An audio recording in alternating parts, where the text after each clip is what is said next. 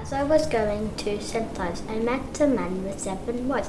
Each wife had 7 sacks. Each sack. As I was going to St Ives, I met a man with 7 wives. Each wife had 7 sacks. Each sack had 7 cats. Each cat had 7 kids. Kids, cats, sacks, and wives. How many were going to St Ives? This traditional riddle or nursery rhyme is said to date back to the 18th century and believed to refer to St Ives in Cornwall. The ambiguity of the riddle depends on individual interpretation. Either the listener who imagines that the traveller meets only the man on the road to St Ives and hears his life story, or one who pictures the whole catastrophe, the man, his 7 wives, and the excessive litter of cats.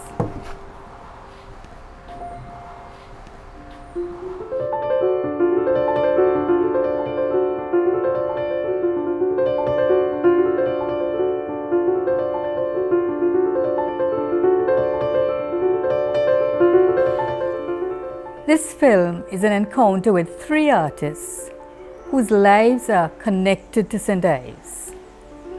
Like the nursery rhyme, their work also presents us with riddles or puzzles, combining painting, drawing, film or sculpture with narratives of memory and idiosyncratic literary interpretations. We get a glimpse of their individual journeys. Although inspired by the St Ives movement, they have each taken different routes in their imaginative creativity while finding a way to connect to each other.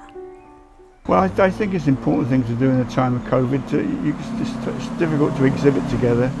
And Viv's never met Adrian, neither have I. But Viv has worked with Adrian before. But I think going to St Ives is a I don't know, it's a sort of different things to different people. It's a romantic thing for me. A romantic trip going back to when I was 19 before I started painting. And I've been there subsequently many times. And now I'll sing to you, it's about a maiden fair I met the other night in the corner of the square. She had a dark and roving eye, she was a charming rover. We rode all night in the pale moonlight, away down to Lamorna. 'Twas down in Albert Square, I never shall forget. Her eyes they shone like diamonds, and the evening it was wet, and her hair hung down in curls. She was a charming rover. We rode all night in the pale moonlight, away down to Lamorna.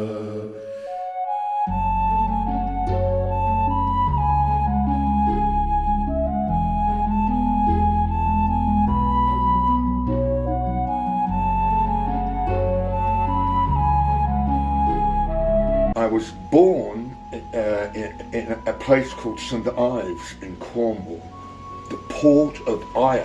The reason that I got there, though, was because of my dad, who had been 4 years in a German prisoner of war camp in the Second World War. And he got out and went back to his hometown of Leamington Spa, which is in Warwickshire, close to where the Bard was born. And he'd gone to a dance where my mother, who had worked in a munitions factory for those 4 years, met him, and they danced on the munitions factory floor and became, they decided to marry. As we were going to St Ives, we met a place that changed our lives. Traveling Cornish Riviera, 3rd class. Me, I'm in my mother's womb.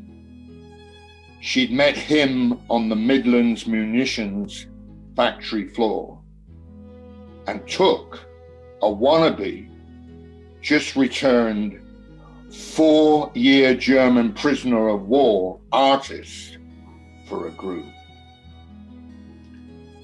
We arrived on Wild West Penwith's Neolithic formed wave plateau, running down to the calling seas.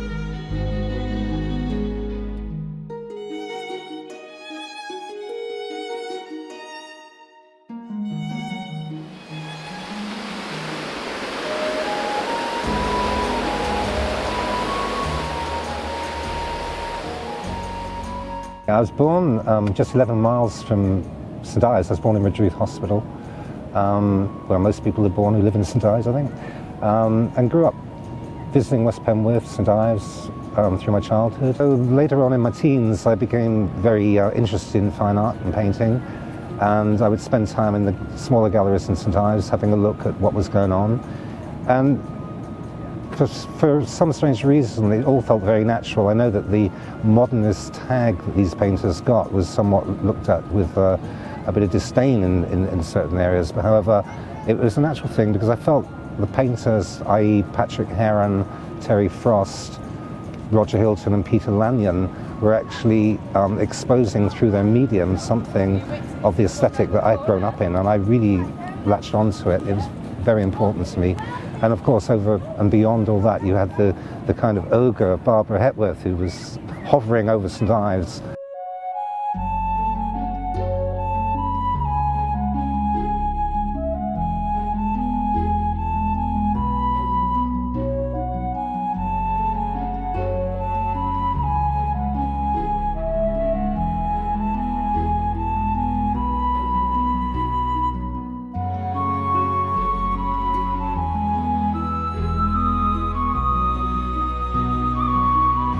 I went to St Ives in 1959. I was a conscientious objector and I'd been working in a St Mary's Hospital in Paddington as a porter.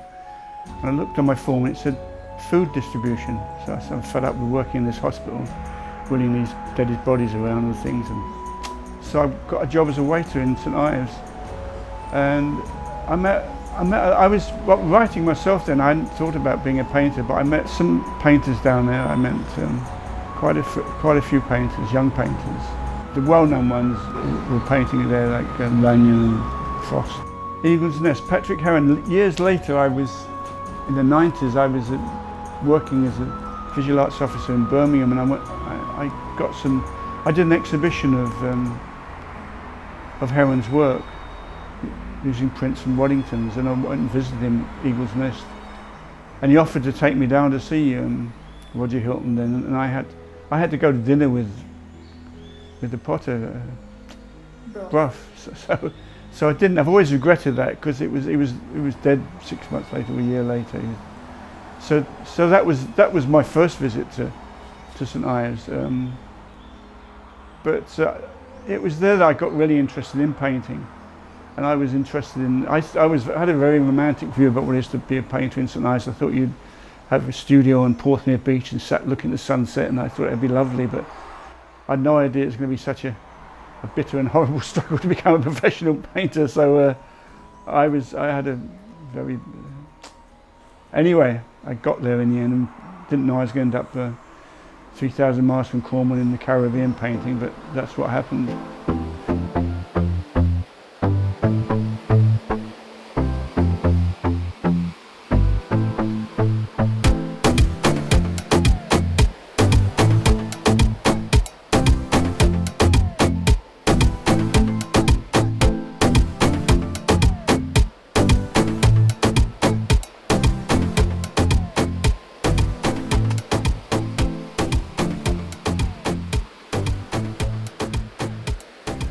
In terms of the influence of St Ives on my work and the artists that were there, I don't think you can ever really depart from them completely. There will always be threads of that in your work, but you're coming across things all the time, different artists, different situations where your influence changes and get absorbed with the previous.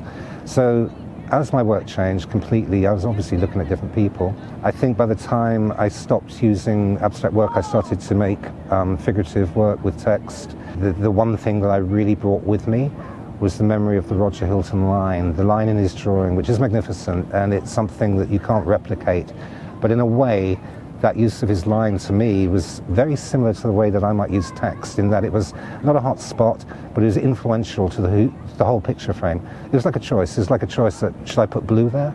No, I'll put some text. My father had painted portraits in the prisoner of war camp on the Hessian bed pillow blankets, and he'd been looked after by a guy called Adrian, which is my name, who had been to Paris and had met Picasso and had been down in Cornwall. Cornwall at St Ives was the kind of second place at that time in Britain where artists went to, particularly visual artists. There were writers down there, but it was a great place. It was kind of primitive. They painted the fishing girls, they painted the fishermen. The light was exquisite there in Cornwall. I mean, the thing about St Ives was that range of artists, Lanyon, Frost, Hilton, they influence a whole generation of artists, and it's very difficult to explain that to them. In fact, Rothko came to St Ives on his European tour. I mean, Heron maintained that it was American imperialism that drove St Ives down, and they took over from abstract expressionists, took over with help from the CIA to expand it, where in fact Heron maintained that the force was there, the force was in St Ives. But those big articles in the Guardian, remember reading them, where he talked about American imperialism and how the Cornish painters influenced Rothko and other people. Mm. That was toned down a bit by later on, but I think he had some truth there. But so this one was going to St Ives was like a trip down memory lane. It's a painting in the Caribbean, but it's upside down here. Each boat abandoned the shore, waiting for the wave to break. It's like when the tide goes out in St Ives, the boats are laying on the sand and they're waiting for one wave to come and lift them up, shut them down. So this is the wave shape, which obviously Frost, Lanyon, Arthur Wallace, a lot of the Cornish painter used it, and I used it quite often in some of the other ones as well. So it's a crib from a St Ives, piece of St Ives really, but it's a piece of nostalgia for me, thinking about what St Ives meant to me then when I was 19.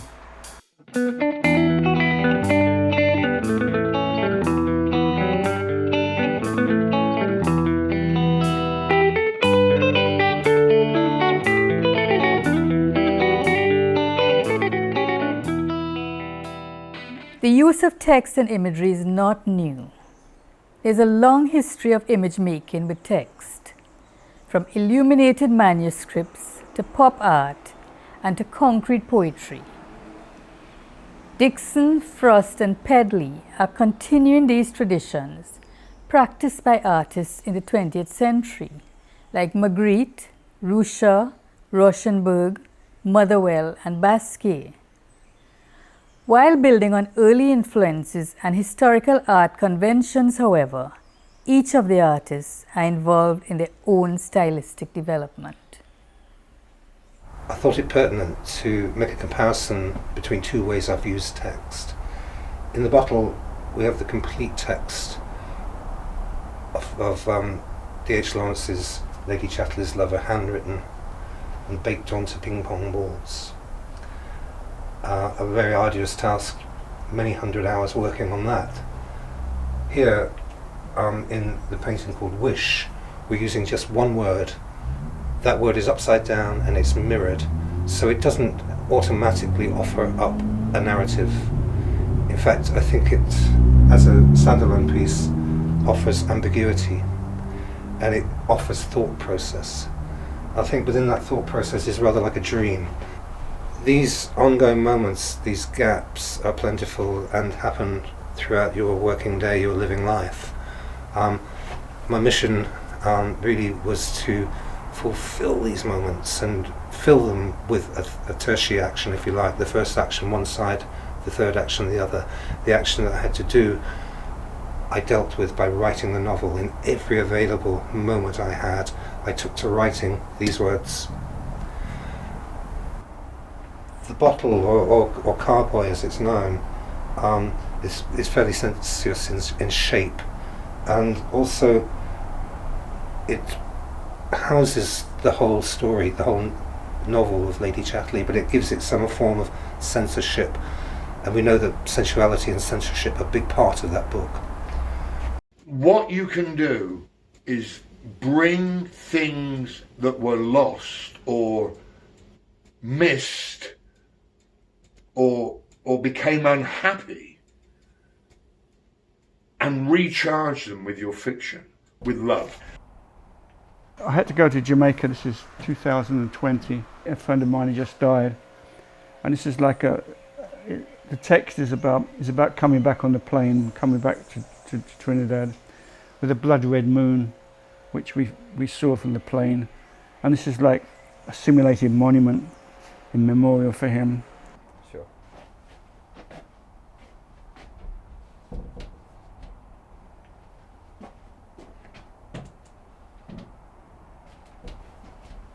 The portrait of William Victor Walters Fuller was one of 17 portraits of 17 soldiers who went to war, all hailing from Lamberhurst village in Kent.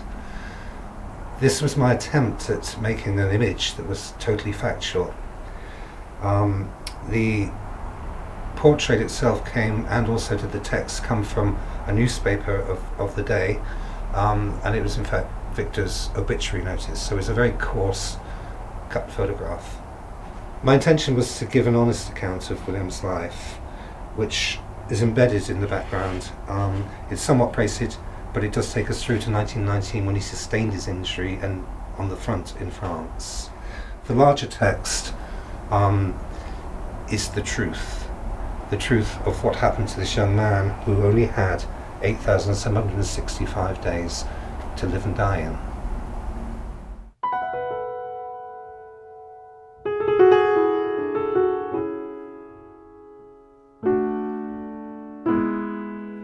Started during COVID-19 restrictions in 2020, the film brings together the artists online in conversation with literary and film scholar Dr. Jean Antoine Dunn to explore their juxtaposition of words and images.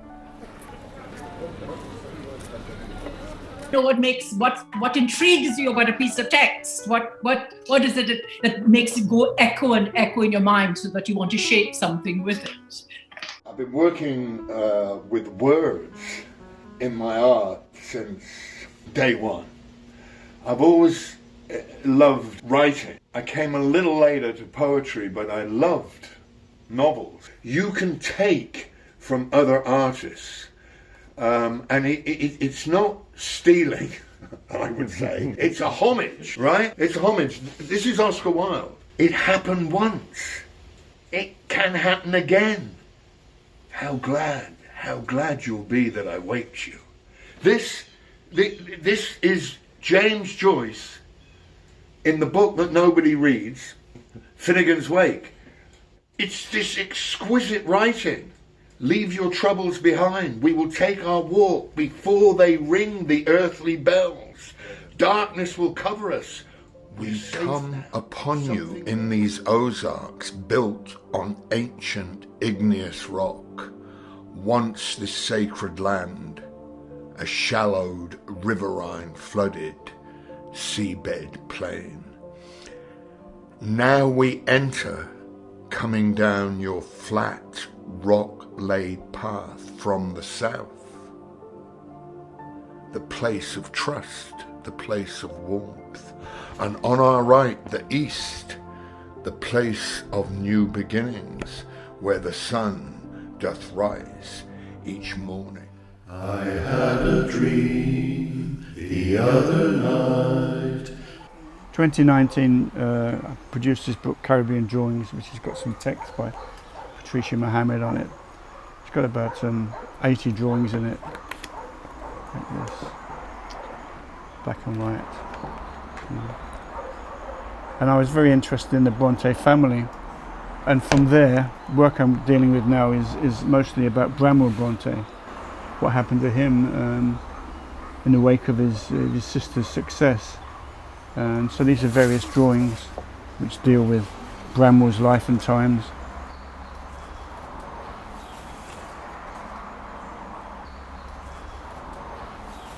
There's some smaller ones here about Mrs. Robinson, which is famous because Mrs. Robinson in the film. What was the film? Pray to you, Mrs. Robinson. Well, it's Mrs. Robinson that was Bramwell's downfall.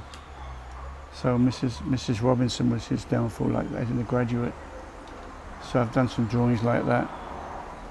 Bramwell Ellis. He borrowed sixpence for the gin. Remember the gin he bought in the film? Walk Invisible. He had to get locked in his room, he needed a gin. So this is a drawing about Bramwell getting the gin. It's got various elements that I use quite a lot. The boat and the house. Yeah, I mean they're pictograms really. There's sometimes the boat's got the Jamaican flag on it, sometimes it's got a palm tree on it, sometimes it's got a flower. Charlotte found him stupefied in his room. That was when he drunk. He said, poetry, no money in poetry, it's got to be in the novel. He's telling them the novel, and then they took his advice and wrote novels, and that was when they became successful. All three artists take letters, shapes, bits of text, and that those shapes expand into all kinds of areas of consciousness.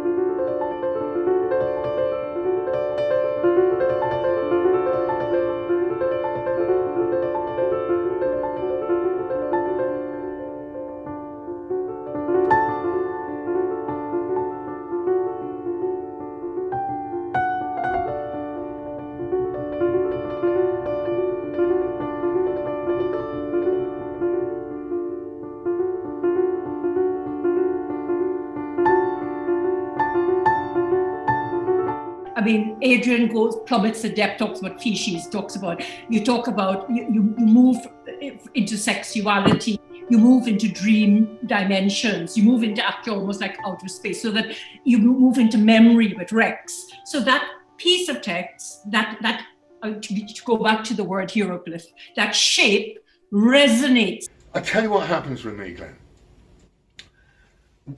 I write things down.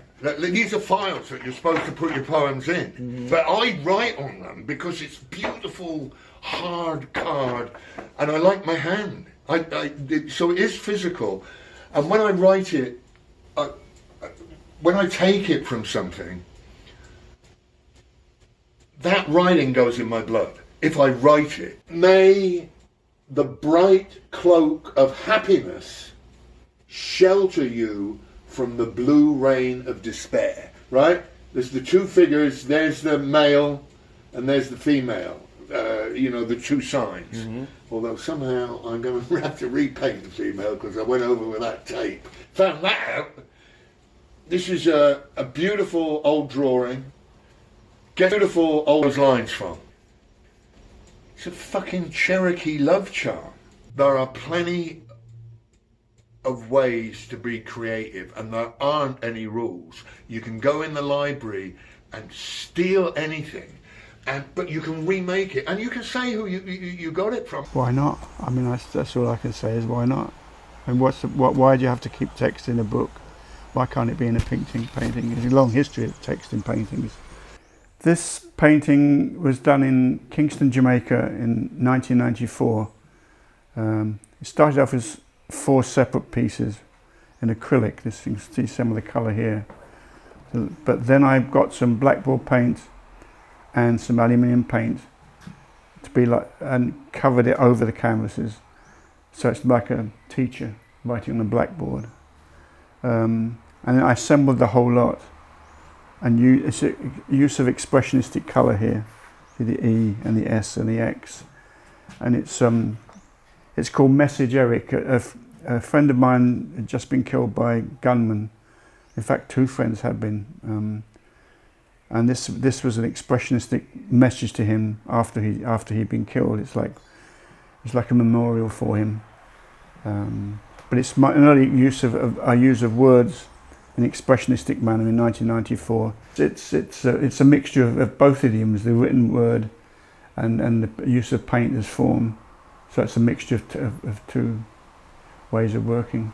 I had a piece in my bedroom that I've been looking at for 6 months, and I finally, it had the word truth in the center, and I finally just got up almost without knowing and knocked off.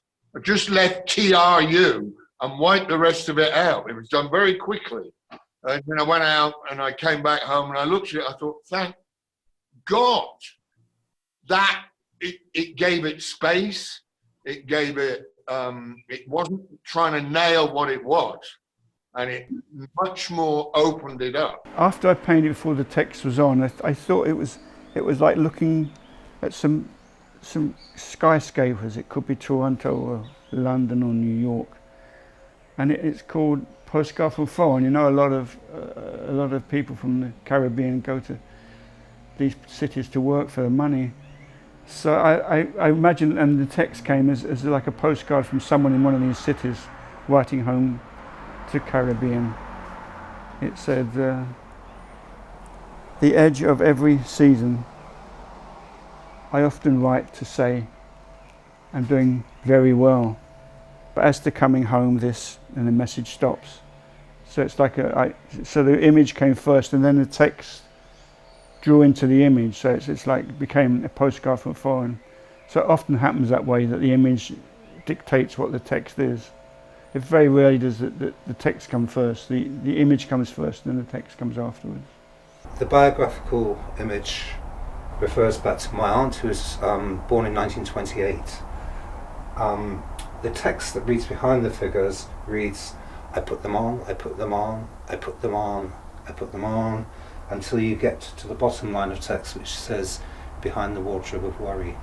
And this picture refers to my aunt, who one day went to her mother's wardrobe, her mother and my grandmother, and found it empty. And it was the moment that she realised that her mother had left, and it's something that haunted her for the rest of her life. For each of the artists, digital communication and social media represented a freedom from a specific art movement or target audience. The COVID-19 pandemic put them in virtual conversations across wide geographies. It was really interesting how that came about. It came about very oddly on Facebook. I came across some writing that Adrian had done. And I actually said to him when I responded to his writing, would you like to collaborate? He pretty much said, bugger off. I put this stuff up and Vivian responded first, but he's exactly right. We did it, then he would put a drawing up which would make me write. I forget what that is. There's a Greek word for it when you see something visual and you write about it. I can't remember, but ekphrasis or something. Yeah. So we had that between us, and it was like I would say like jazz. Bramwell drawing I was working on this morning, it had the Van Morrison line in it, which says, as I wandered in the slipstream between Van Morrison's words and Bramwell's dream. Are you a poet or a painter? That's a good question. I would say if I had to choose, it would be poetry. What brings their art together is a form of pictorial ventriloquism.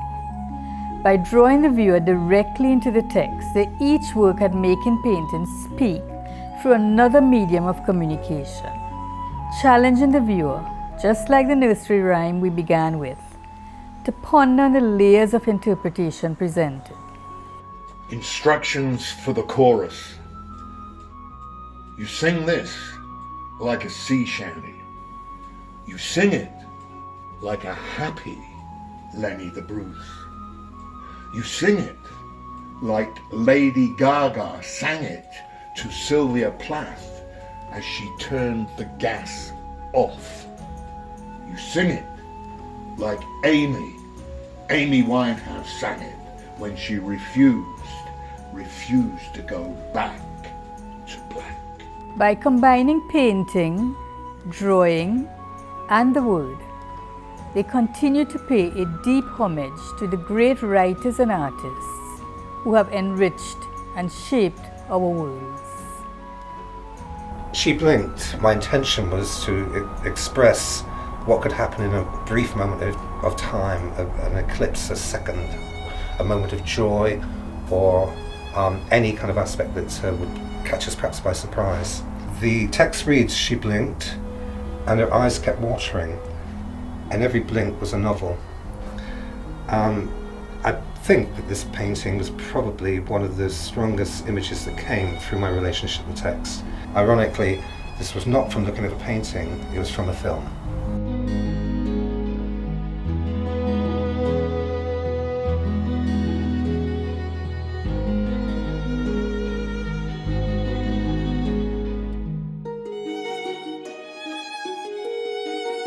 The final scene of the film shows a child's sledge being thrown into a furnace. The sledge is abandoned, it's thrown away, and as it turns in the fire, a name comes up in the flames, and it's Rosebud. And the name of the film was Citizen Kane. Do I need to say any more? 1, 2, 3. My lord Calvinus, could thou printest this out for me, big and bold? The Bronte girls, Wild Riders 3. Beautiful mother was born in Penzance's holy Celtic kernel, a pirate spawn of which I may be. People are used to reading text, but they're not used to reading images in the painting, so I thought, well, why not put the text? And sometimes the text in the painting is upside down, sometimes it's back to front, it's in different colours, it's hard to read, sometimes it has a story, sometimes it doesn't. I think it just adds to what looking at painting is about. It's not an easy one-off thing. It's a very complicated thing, making an image, and it's various interpretations, which I'm always surprised what people see in my pictures, so I never really tell them too much about it. That's why it's difficult making this film. I had a dream the other night, the funniest dream of all. I dreamt that I was kissing you behind the garden wall, and she said, "Little eyes, I love you, honey. Little eyes, I love you. I love you in the springtime and the fall. Little eyes, I love you, honey. Little eyes, I love you. I love you the best of all." I took my honey home last night to see my turtle dove. Oh, tell me, honey, tell me, do, who is this one you love? And she said, "Little eyes, I love you, honey. Little eyes, I love you. I love you in the springtime and the fall. Little eyes, I love you. Little eyes, I love you. I love you the best of all." I took my baby home last night beneath the spreading vine. I wrapped my arms around her waist and pressed her lips to mine, and she said, "Little eyes, I love you, honey. Little eyes, I love you. I love you in the springtime and the fall. Little eyes, I love you. Little eyes, I love you. I love you the best of all."